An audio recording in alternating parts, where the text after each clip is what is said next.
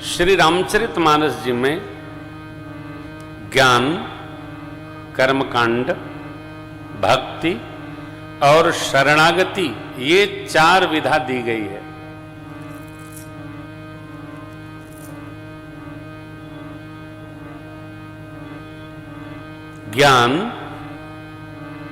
ज्ञान एक पीठ है, एक घाट है इस मानस सर का, जिसके वक्ता हैं प्रातस्मरणीय भूत भावन भगवान भोलेनाथ, श्रोता है मां भगवती पार्वती मैया।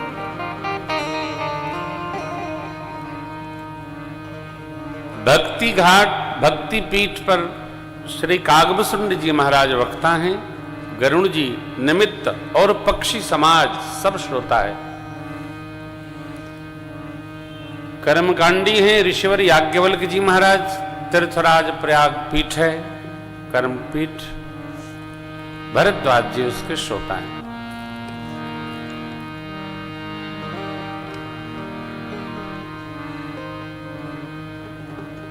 शरणागति घाट पर प्रातस्मरणीय कविकुल चूड़ामणि कलिपावनावतार पूज्यपाद गोस्वामी जी स्वयं विराजमान होकर मां गंगा जी और अपने निज मन को कथा श्रवण करा रहे हैं।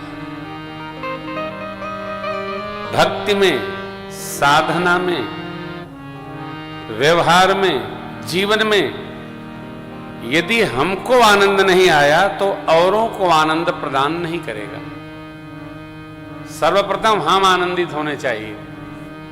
हमको कितना रस बरस रहा है। आनंद बहिर्मुखी नहीं है, आनंद बहिर्जन्य नहीं है, आनंद अंतर्मुखी अनुभूति है। हम कितनी अनुभूति में रहते हैं आनंद की, इसका पता हमको चलता है। ज्ञान का, कर्म का, उपासना का, ध्यान का, अध्ययन का, ये औरों को आनंद नहीं आता, सर्वप्रथम स्व को आनंद आता है। इसलिए स्व में पहले डूबा जाए, फिर पर को दिया जाए। ये आनंद है। श्री राम कथा आनंद है। श्री ममता चैरिटेबल ट्रस्ट, इसका व्यवहार शास्त्र कथा का नहीं है, सेवा का है। और मानस में धर्म की 4-5 परिभाषाएं हैं। उसमें एक परिभाषा ये भी है, 2 पंक्ति श्रवण करिए। पर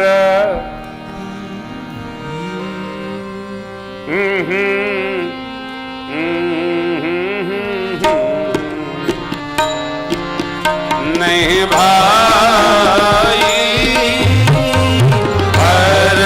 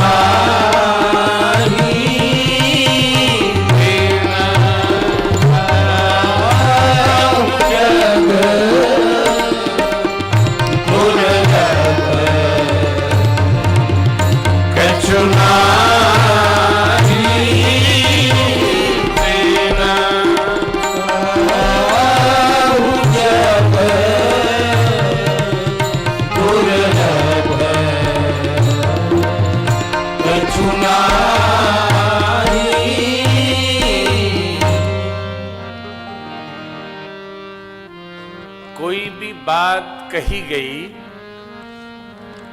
तो क्या कही गई यह महत्वपूर्ण नहीं है,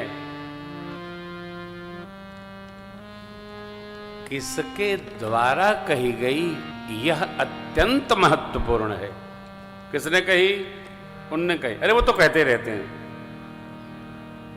उनने कही तो बात में दम है। ठीक यही बात, ये जो धर्म की परिभाषा है, भक्तराज जटायु जी के मिलने पर जो दूसरी पंक्ति हमने गाई, मेरे प्रभु ने कही, भाइयों के प्रश्न करने पर धर्म की क्या शाश्वत परिभाषा, परमात्मा कहते हैं परहित सरिस धर्म नहीं भाई। कई बार हम कुछ करते हैं तो उसका अर्थ हम नहीं समझते हैं, फिर भी वो कार्य कर बैठते हैं। परंतु जो विज्ञ पुरुष होता है, विदुषी माताएं होती हैं, वह जानती हैं कि ये जो कार्य हुआ है इसका अभिप्राय क्या है, हेतु क्या सधा। ठीक इसी प्रकार आप अनुभव में रखें कि प्रातस्मरणीय कविकुल चूड़ामणि पूज्यपाद गोस्वामी तुलसीदास जी महाराज जब श्री रामचरित्र लिखे रचे तो कोई वो युवान नहीं है, 76-77 वर्ष की आयु है।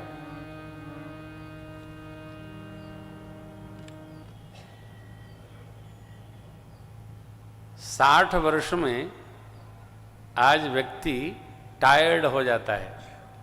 सरकारी और प्राइवेट जॉब में हो तो उसको रिटायर्ड कर दिया जाता है, अब रिटायर हो गए।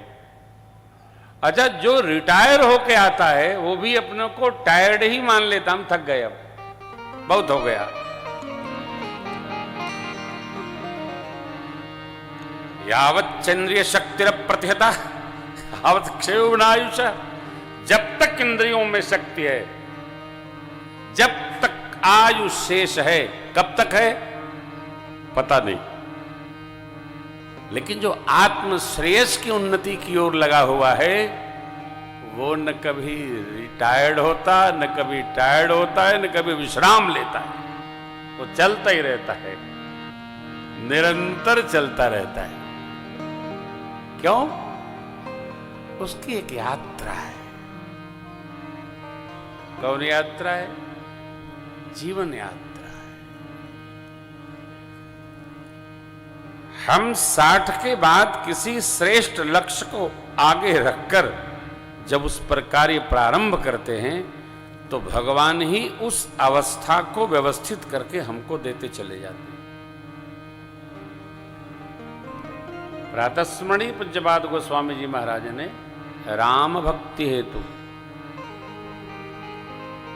सनातन संस्कृति की नवीन मानदंडों को स्थापित करने हेतु जीव मात्र को परमात्मा की लीलाओं का बोध कराने हेतु बाबा ने कहा है, वर्णानामर संज्ञा के बाद बाबा कहते, नाना पुराण निगमागम सम्मतमयत् रामायणे निगदितं क्वचिदन्यतोऽपि स्वान्तः सुखाय तुलसी रघुनाथ गाथा भाषा निबन्धमतिमञ्जुलमा